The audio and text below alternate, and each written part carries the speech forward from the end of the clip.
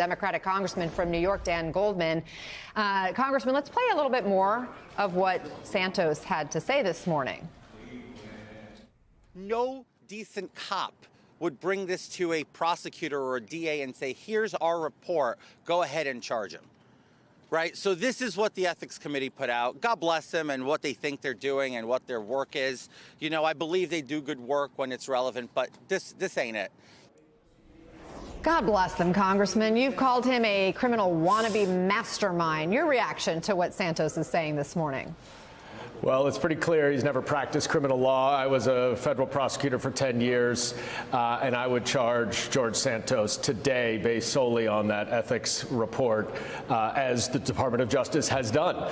And in fact, what the Department of Justice has not yet done, but I would expect them to do, is charge him with embezzling funds from his campaign for his personal use. When I filed the ethics complaint in January, based on my review of his campaign finance disclosures and the obvious red flags that were there, I fully expected there to be campaign finance violations which the Ethics Committee found. I did not expect to see that he just outright stole money from his campaign. There is no question that any reasonable American would vote to expel him from Congress because he does not belong here. He lied, cheated, and stole his way into Congress by deceiving the voters of the 3rd District of New York, and he does not belong here. And I hope he will be expelled tomorrow. Speaker Johnson says he has reservations about the precedent this would set, expelling an elected member of Congress. Your response? Well, look, in past cases, the Ethics Committee has generally deferred their investigation until after the Department of Justice has done theirs. So part of the reason why this is unusual is that the Ethics Committee actually moved forward in advance of the resolution of the criminal case. But the Ethics Committee did an exhaustive investigation and interviewed many, many witnesses. George Santos had his due process. He tried to obstruct the investigation, and he refused to come in and cooperate with it, but he had his due process. And so now the evidence is out there. It looks very credible, well done, bipartisan, and George Santos has to face the music once and for all. I just hope the Republicans vote him out. They've spent 11 months protecting him, including the New York freshman Republicans that Garrett mentioned. How confident are you that you have the votes to oust Santos? Well, I have no confidence in this Republican Party. They have protected George Santos for 11 months. He was the deciding vote for Kevin McCarthy to become Speaker, and Kevin McCarthy did absolutely everything he could to make sure that George Santos stayed in Congress because he needed his vote. He needed that slim majority, and the Republicans have put their own political power over the integrity of the Congress all year as it relates to George Santos. So I wish I could tell you I had confidence that he would be expelled tomorrow. Certainly my Democratic colleagues recognize that he must be, but with this Republican Party and the way that they put politics over people, I have no idea. Congressman, I want to pivot here and ask you about the rise in anti-Semitism and Islamophobia in this country, especially since the Israel-Hamas war broke out, because earlier this month, your Brooklyn office was defaced with pro-Palestinian graffiti. Your thoughts about the current tension surrounding the war?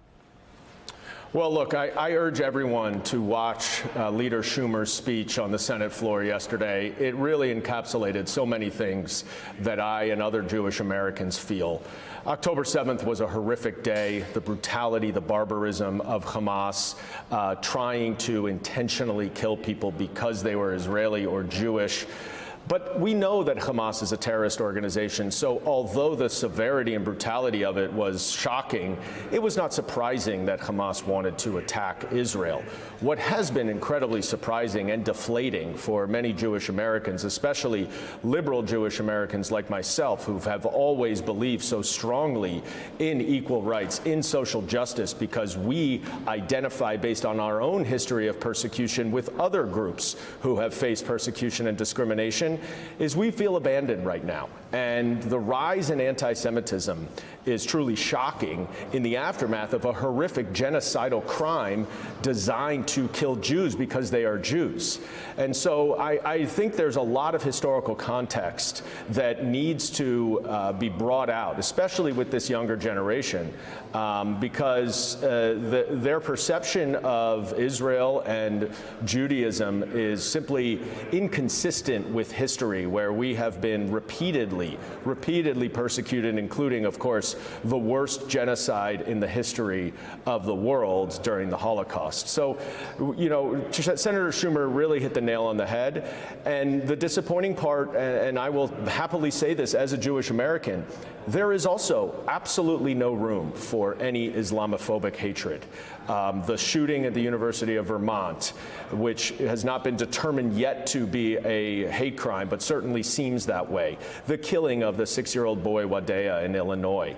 This is unacceptable. Violence of any sort based on identity is simply unacceptable. Hate based on any identity is not acceptable in our country. We are a country of immigrants. We must celebrate the differences of each other. It makes us better. It makes us stronger. And I really hope that people get a hold of themselves, frankly, and peacefully protest if they need to, but stop with the vandalism, the violence, and the threats. Congressman, I want to come back to the work on the Hill real quick before we let you go, because the session is almost over for this year. There has been a lot of focus on expelling George Santos and questioning Hunter Biden. Given everything that's going on in the world right now, is this the best use of Congress's time right now? Of course not. We don't have a single piece of substantive legislation on the floor this week. We have had 2 continuing resolutions kicking the can down the road. But we can't, the House Republicans are not working with the Democrats in the House to resolve our budget issues and set a budget for next year. But they can't even resolve it among themselves. They cannot pass their own bills, which are so draconian they have no chance of getting through the Senate or signed by the president. And they don't seem to have any interest in actually legislating and actually providing the services and the help that the American people need. We Democrats are ready. We want to help the American people. It's what we did in the last Congress in unprecedented fashion, historic fashion. And now we just hope that the House Republicans will come work with us in a bipartisan way so we can help the American people.